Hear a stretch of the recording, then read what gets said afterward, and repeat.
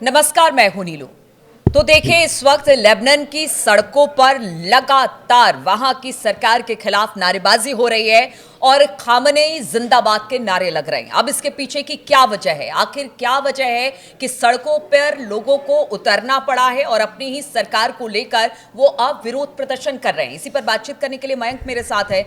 मयंक, क्या ऐसा हुआ कि अब लेबनान की सड़कों पर वहां के आवाम ही अपनी सरकार को लेकर विरोध प्रदर्शन कर रही है, खामनेई जिंदाबाद के नारे लगा रही है और कह रही है कि जो किया सरकार ने वो गलत किया? क्या ऐसा कदम था जिसको लेकर ये जो जनता है ये सड़कों पर उतरी है? देखिए, अगर आप पिछले 3-4 दिन की तस्वीरें देखें बेरूत की, तो हज़ारों लोग हर रात को सड़कों पर हैं और खामेनेई साहब के समर्थन में नारे लग रहे हैं, ईरान के समर्थन में नारे लग रहे हैं और बहुत ज़बरदस्त गुस्सा बेरूत में देखा जा रहा है खुद सरकार के खिलाफ और अमेरिका के खिलाफ। देखिए, इसकी बड़ी वजह है कि लेबनान की सरकार ने एक प्रस्ताव पास किया जिसमें यह कहा गया कि हिजबुल्लाह जो है वो अपने सारे हथियार सरेंडर कर देगा, हथियार हिजबुल्लाह से ले लिए जाएंगे। ये प्रस्ताव पास हुआ जिसका हिजबुल्लाह की तरफ से ज़बरदस्त विरोध हो रहा है। ना सिर्फ हिजबुल्लाह की तरफ से बल्कि लेबनान के हज़ारों लोग कह रहे हैं कि ये जो सरकार का प्रस्ताव है ये गलत है और अमेरिका के दबाव में ये फैसला किया गया है। वहीं ईरान की तरफ से हमेशा से हिजबुल्लाह का समर्थन किया जाता रहा है और ईरान ने भी ये बात कही है कि हिजबुल्लाह पर दबाव डाल के इस तरह से जो है डिसआर्मामेंट करवाना ये ठीक नहीं है। अब देखिए, इस पूरे मसले के पीछे जो हकीकत है वो हकीकत ये है कि लेबनान की जो कैबिनेट है इसने 5 अगस्त को, जो अभी बीती 5 अगस्त थी, उसने एक सेना से एक प्लान तैयार करवाया। मतलब लेबनान की जो गवर्नमेंट है उसने अपनी सेना से एक प्लान तैयार करवाया और इसके तहत ये प्लान था कि जितने हथियार हैं लेबनान में वो अब सिर्फ गवर्नमेंट के कंट्रोल में होंगे। अच्छा, यानी जो हथियार अभी हिजबुल्लाह के पास हैं या दूसरे संगठन हैं जो इजराइल के खिलाफ लगातार एक्टिव रहते हैं, इनके जितने हथियार हैं अब वो सरकार के कंट्रोल में आ जाएं। और देखिए, इसके पहले हुआ ये कि जून में अमेरिका के जो एक एनवॉय हैं थॉमस बैरक, रिप्रेजेंटेटिव हैं, इन्होंने एक बड़ा प्लान तैयार किया था कि कैसे हिजबुल्लाह को से पूरे हथियार रखवाए जाएं।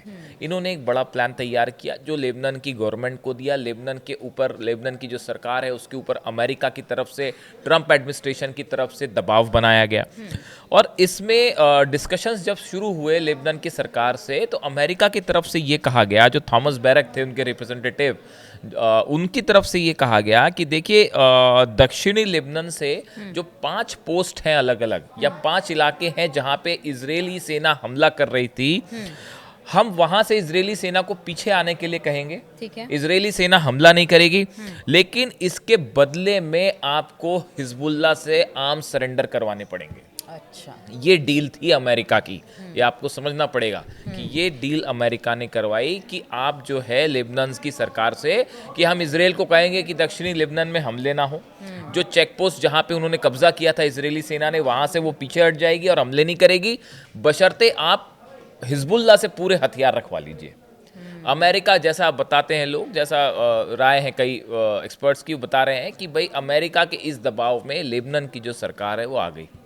उन्होंने ये प्रस्ताव पास कर दिया कि भाई जो है हिजबुल्लाह के सारे हथियार रखवा लिए लेकिन जाएं। उनको कैसे लगा कि हिजबुल्लाह अपने हथियार रख देगा? ये बड़ी चुनौती है। चाहे हिजबुल्लाह हो, हमास हो, बहुत पहले से कहा जा रहा है, कोशिश अमेरिका की तरफ से यही हो रही है कि उनके हथियार, मतलब उनको सरेंडर करवा दिया जाए, लेकिन इसके बावजूद नहीं हो रहा है। तो अब लेबनान को कैसे लगा कि उनकी हिजबुल्लाह बात मान लेगा? मैं देखिए, ये हिजबुल्लाह की तरफ से रिएक्शन आया है जो वहाँ की गवर्नमेंट का फैसला है, और अमेरिका को लेके उन्होंने कहा है कि हम इस फैसले को ऐसे लेंगे जैसे ये फैसला लिया ही नहीं गया। अच्छा, हम एकदम उसको से उसको एकदम दरकिनार पूरा कर हिजबुल्लाह ने जो है पूरी तरह से उसको खारिज कर दिया है कि ये फैसले को अब कतई स्वीकार नहीं करेंगे, चाहे इसके लिए जो करना पड़े। नईम कासिम जो चीफ है हिजबुल्लाह के, इनकी तरफ से कहा गया है कि इजरायली आक्रमण जब तक जारी रहेगा तब तक हम किसी भी तरह के निरस्त्रीकरण की बात नहीं करेंगे। उनका ये कहना है जब तक इजराइल हम पर हमला करता रहेगा तब तक हम ना अमेरिका से, ना इजराइल से, ना किसी और से हथियार रखने के बारे में कोई बात ही नहीं होगी। तो हिजबुल्लाह चीफ की तरफ से भी ये मना कर दिया गया। हिजबुल्लाह के जितने संगठन हैं उनसे जुड़े हुए, उसने भी इसका मना कर दिया। अब सबसे बड़ी बात यह है कि वहाँ पे लेबनान में एक गृह युद्ध जैसे हालात हैं। ये बड़ी गौर करने की बात है कि अमेरिका जहाँ जहाँ इंटरवेंशन करता है वहाँ पे हालात कभी सुधरते नहीं है, वो खराब ही होते पता हैं। है कि वहां पर जो जनता है वो हिजबुल्लाह को समर्थन करती है। मतलब कई पूरा एक धड़ा है जो कि हिजबुल्लाह को समर्थन करता है लेबनान में। देखिए, अब ये अभी जो स्थिति है इसमें देखिए, जिस तरह से सीरिया में असद गवर्नमेंट जब डिथ्रोन हुई वहाँ से, उसके बाद हिजबुल्लाह को जो हथियार सप्लाई हो रहे थे वो एक बड़ी चेन रुक गई। उसकी वजह से हिजबुल्लाह को हथियार सप्लाई होना बंद हो गया। लेकिन अब ये बताया जाता है कि एक बार फिर से ईरान ने अपने नए चैनल्स को एक्टिवेट किया है और हिजबुल्लाह को फिर से खड़े करने की कोशिश शुरू हो गई है। हाँ, पीछे इस तरह की खबरें आई थी। हाँ, अब देखिए ये अमेरिका अमेरिका का मिडिल ईस्ट को लेकर क्या प्लान है, इस पे हम अलग से कभी बात करेंगे कि हमास, हिजबुल्लाह, हूती को लेके अमेरिका क्या पॉलिसी पे काम कर रहा है और क्या ये ईरान को घेरने की कोशिश है। ये एक अलग पूरा मुद्दा है, हम उस पर अलग से बात करेंगे। लेकिन अभी अगर हिजबुल्लाह की बात की जाए तो देखिए, हिजबुल्लाह को नए चैनल से हथियार सप्लाई होने शुरू हो गए।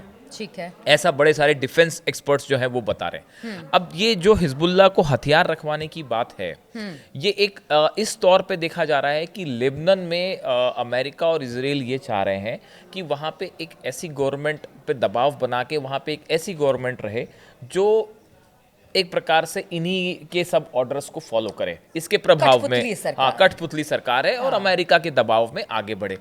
इसके लिए वहाँ की जनता राजी नहीं है, ना हिजबुल्लाह राजी है। देखिए, जब भी ये कॉन्फ्लिक्ट होगा कि सरकार कुछ और चाहेगी और जनता कुछ और चाहेगी, वो देश में कभी शांति हो ही नहीं सकती। आप इराक ले लीजिए, आप अफगानिस्तान ले लीजिए, आप लेबनान ले लीजिए, आप सीरिया ले लीजिए। देखिए, अंदाजा तो था, लेकिन अब अगर अमेरिका की तरफ से, ट्रंप एडमिनिस्ट्रेशन की तरफ से दबाव है, तरह तरह की बातें हैं कि भाई हम वरना इजराइल से हमला करवा देंगे, तो शायद सरकार ने ये सोचा हो कि भाई फिलहाल जो है इस बात के लिए मान ली जाए, दबाव में भले ये बात मान ली हो, लेकिन हिजबुल्लाह इसके लिए तैयार नहीं है।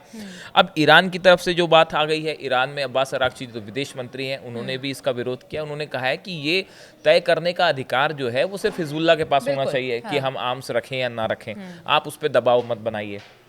ईरान जो है वो हिजबुल्लाह के साथ मजबूती के साथ खड़ा हुआ है।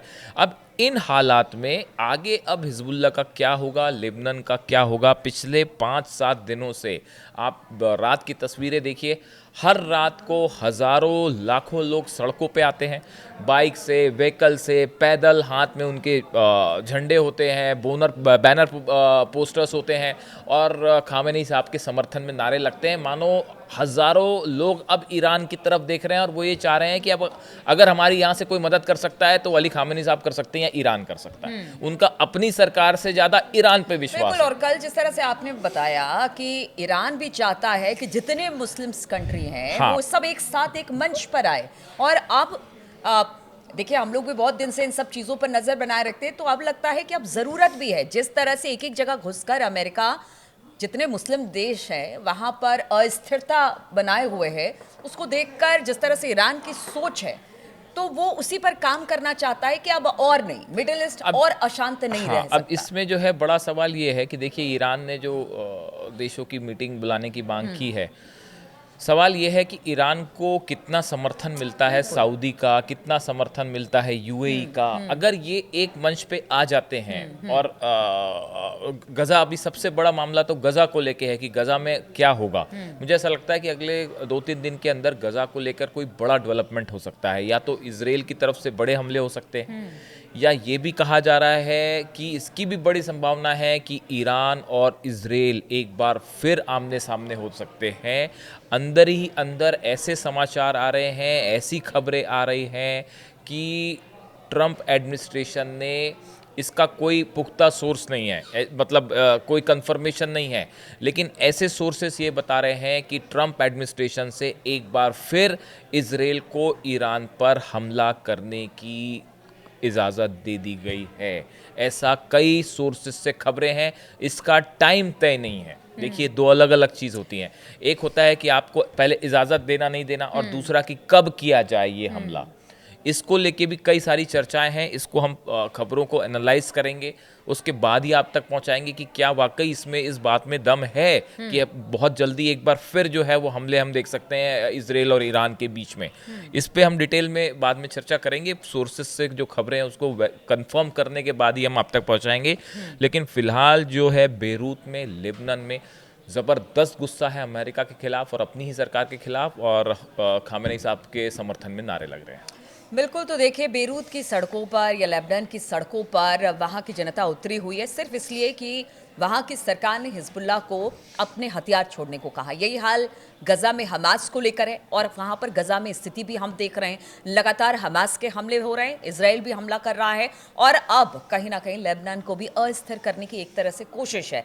अब इसको लेकर ईरान क्या सोच रहा है और लेबनान की जनता क्या सोच रही है, आगे इसमें क्या कुछ होने वाला है, हिजबुल्लाह की तरफ से अब किस तरह से इस पर रिएक्शन और आगे आने वाले दिनों में देखने को मिलता है, इस पर लगातार हमारी नजर बनी रहेगी। आप बने रहिए हमारे साथ।